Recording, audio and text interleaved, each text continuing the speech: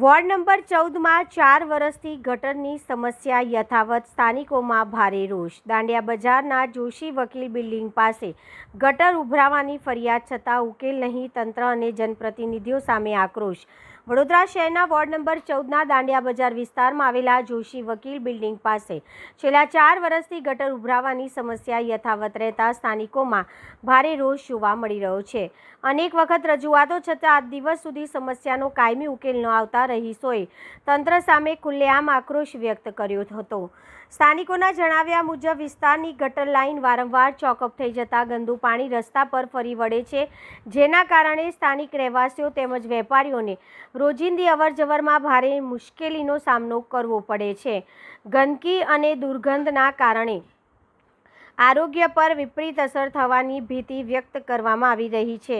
સ્થાનિકોએ આક્ષેપ કર્યો હતો કે વડોદરાને સ્માર્ટ સિટી તરીકે રજૂ કરવામાં આવે છે, પરંતુ શહેરના મધ્ય વિસ્તારમાં જ વર્ષો જૂની મૂળભૂત સમસ્યાઓનો ઉકેલ લાવવામાં તંત્ર નિષ્ફળ રહ્યું છે।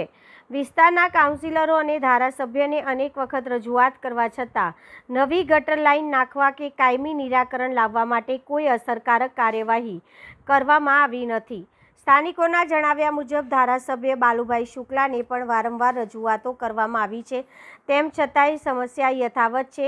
હવે સ્થાનિકોએ તાત્કાલિક નવી ગટર લાઇન નાખી કાયમી ઉકેલ લાવવાની માંગ સાથે મહાનગરપાલિકાને સંબંધિત તંત્ર સામે રોષ વ્યક્ત કર્યો છે।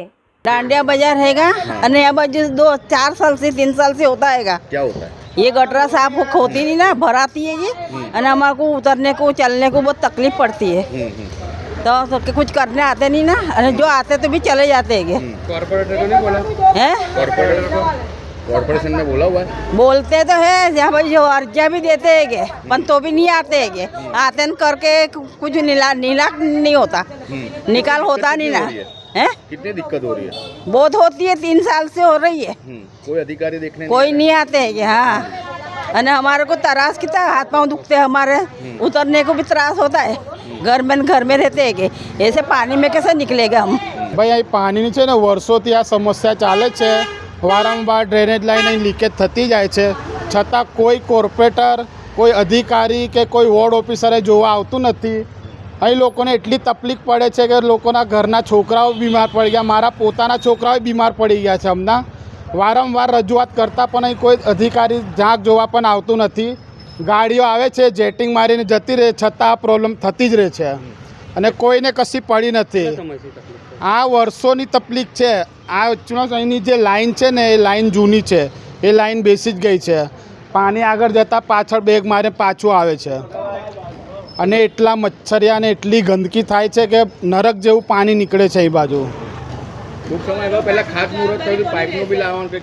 આ 2024માં એનું ખાતમુહૂર્ત કરેલું, બાળુભાઈ શુક્લાએ કરેલું, ઢોલ નગારા જોડે એનું મુહૂર્ત કરેલું હતું ને એ આખી લાઈનના પૈસાઓ ખવાઈ ગયા છે। પાઇપો આવીને રિટર્ન પણ જતી રહી છે, છતાં કોઈ નિવારણ આવ્યું નથી।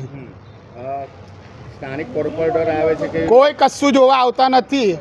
કોર્પોરેટર આજે ચૂંટણી કેટલા મહિના થયા ગયે, કોઈ કોર્પોરેટર જોવા પણ નથી આવતું કે ભાઈ અહીં શું તકલીફ છે, તમારા વોર્ડમાં શું પ્રોબ્લેમ છે, કોઈ જોવા આવતું નથી।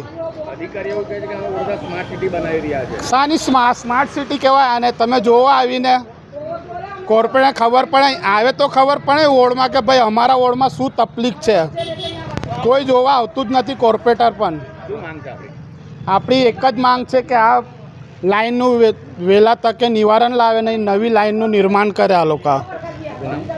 મારું નામ પ્રકાશભાઈ કહાર।